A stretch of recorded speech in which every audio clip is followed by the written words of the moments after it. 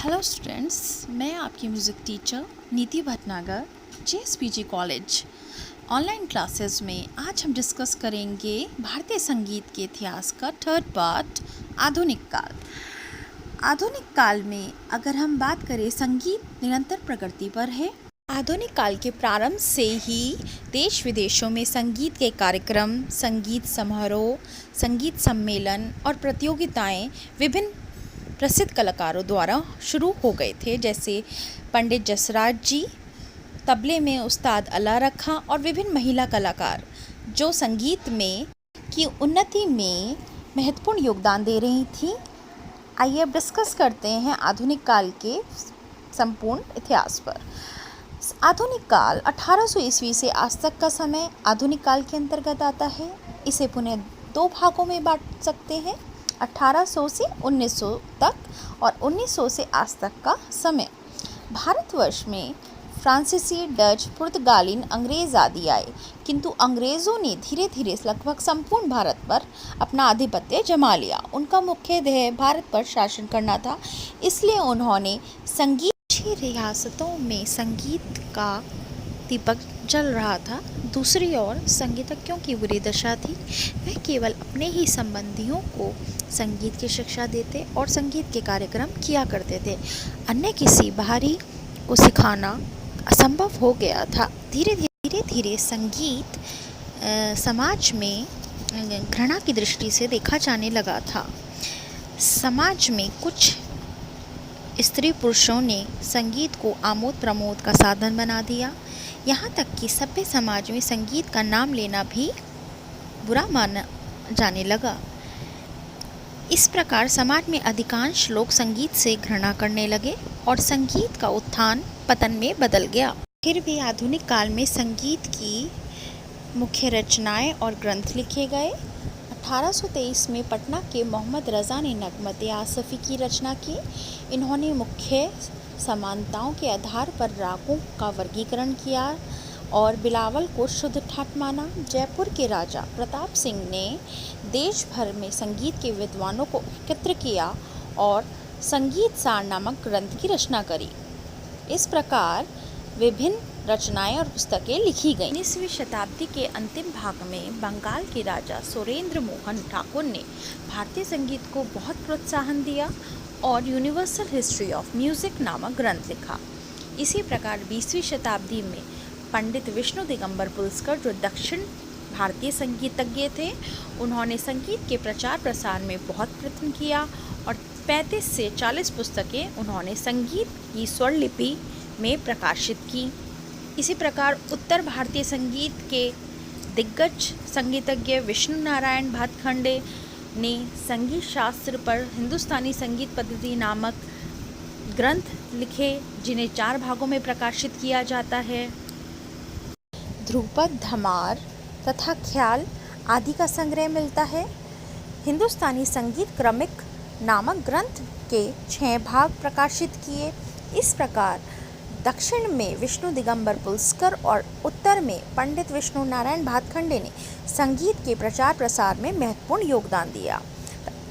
अब बात करते हैं वाद्यों की। इसी प्रकार वाद्यों में तत्वाद्यों में भारत में वीणा, सितार, इसराज, सरोद, सारंगी आदि का उपयोग होने लगा। वाद्यों में बांसुरी, शहनाई, शंख तथा अवनद वाद्यों में मृदंग, पखावज मुख्य थे।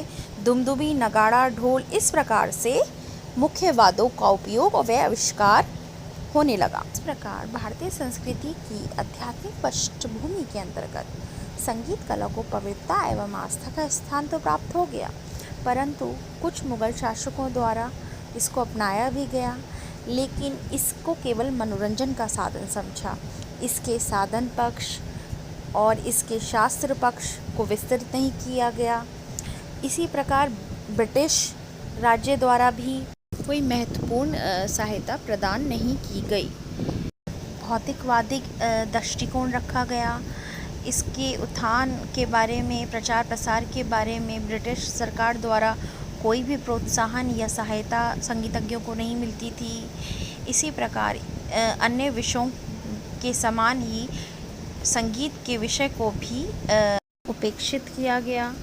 इस प्रकार विभिन्न शासकों या ब्रिटिश सरकार द्वारा संगीत की उन्नति प्रचार प्रसार में केवल मनोरंजन रूप को ही प्रोत्साहित किया गया। उसके शास्त्र पक्ष या उसके साधन पक्ष को निरंतर पक्ष को इतना प्रोत्साहित नहीं किया गया।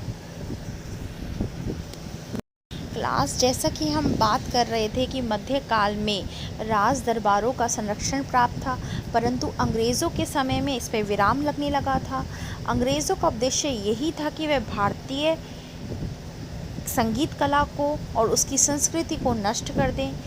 वह इसमें कहीं ना कहीं कुछ कामयाब भी रहे, परंतु धीरे धीरे राज दरबारों का पतन होने लगा और संगीत कलाकार को संरक्षण मिलना बंद हो गया।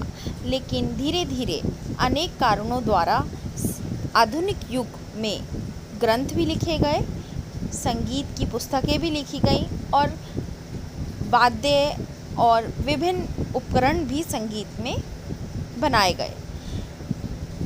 वैज्ञानिक तथा तकनीकी विकास के इस युग में इलेक्ट्रॉनिक मीडिया, आकाशवाणी तथा दूरदर्शन ने भी भारतीय संगीत के प्रचार प्रसार में पर्याप्त योगदान दिया। अगर हम देखें तो वैज्ञानिक साधनों द्वारा हम संगीत की ऑडियो वीडियो रिकॉर्डिंग भी कर सकते हैं। मुद्रा की तकनीक के विकास के कारण संगीत संबंधी पुस्तकें भी हम देख सकते हैं और आकाशवाणी द्वारा और दूरदर्शन द्वारा विभिन्न कार्यक्रम आयोजित किए जाते हैं, जिसमें संगीत सम्मेलन होते हैं, जिसमें संगीत की प्रतियोगिताएं रखी जाती हैं, विचार विमर्श किए जाते हैं और आकाशवाणी में विभिन्न संगीतज्ञ अपने प्रोग्राम्स करते हैं, जिनके लिए सरकार उनको अच्छा खासा परिश्रम भी प्रदान करती है।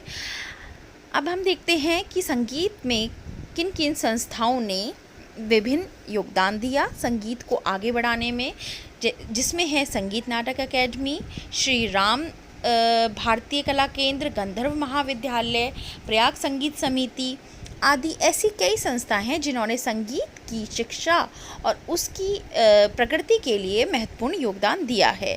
और दूसरी तरफ विभिन्न केंद्रों में गीत और भजन रिकॉर्ड किए जाते हैं। अगर हम बात करें चलचित्र संगीत, जिसे फिल्मी संगीत भी किया जाता है, जो युवा वर्ग में सबसे ज़्यादा प्रचलित है, फ्यूजन संगीत, सूफी संगीत, लोकगीत संगीत, हर तरह का संगीत, हरियाणवी संगीत हो या राजस्थानी संगीत हो, आम जनता में अब संगीत के प्रति रुचि बढ़ गई है। विभिन्न प्रोग्राम दूरदर्शन, टीवी के अन्य चैनलों पर सब पर आते हैं। अगर हम बात करें संगीत सम्मेलन की, तो संगीत सम्मेलन आयोजित होते हैं प्रयाग, लखनऊ, कानपुर, वाराणसी, ग्वालियर आदि शहरों में। इसी प्रकार देश भर में अनेक संगीत संस्थाएं हैं जो संगीत की शिक्षाएं दे रही हैं, जैसे प्रयाग संगीत समिति, इलाहाबाद संगीत समिति, लखनऊ में संगीत समिति, कानपुर में। इस प्रकार से बहुत सारे विश्वविद्यालय हो गए हैं जिन्होंने एमए के पाठ्यक्रम में भी संगीत को सम्मिलित किया है और विभिन्न पुस्तकें, मासिक पत्रिकाएं संगीत में प्रकाशित हो रही हैं। संगीत अब अपनी चरम सीमा पर है और आगे भी निरंतर प्रगति कर रहा है। अब आधुनिक काल में संगीत हमारी धरोहर के रूप में आज लोकमानस में मन में बसा हुआ है। प्राचीन काल से लेकर आज तक विभिन्न संस्थाएं संगीत के प्रचार प्रसार में सहयोग दे रही हैं। देश विदेश में भारतीय संगीत के कार्यक्रम हो रहे हैं। भारत अनेकता और एकता का देश है। यहाँ विभिन्न जातियों के लोग अपने धर्मों द्वारा गीत संगीत गाते हैं। ईद हो या होली हो या क्रिसमस हो, सब अपनी गीत गाते हैं। विभिन्न कार्यक्रम होते हैं, सम्मेलन होते हैं, बड़े बड़े गायक प्रोग्राम्स देते हैं, चाहे वो फिल्मी संगीत के गायक हों, लता मंगेशकर, मोहम्मद रफ़ी आदि ने संगीत को महत्वपूर्ण योगदान दिया है। इस प्रकार क्लास आपको आधुनिक संगीत अच्छे से समझ में आया होगा। मैं आशा करती हूँ आप अच्छे से अभ्यास करेंगे। Keep learning and singing. Good bye class.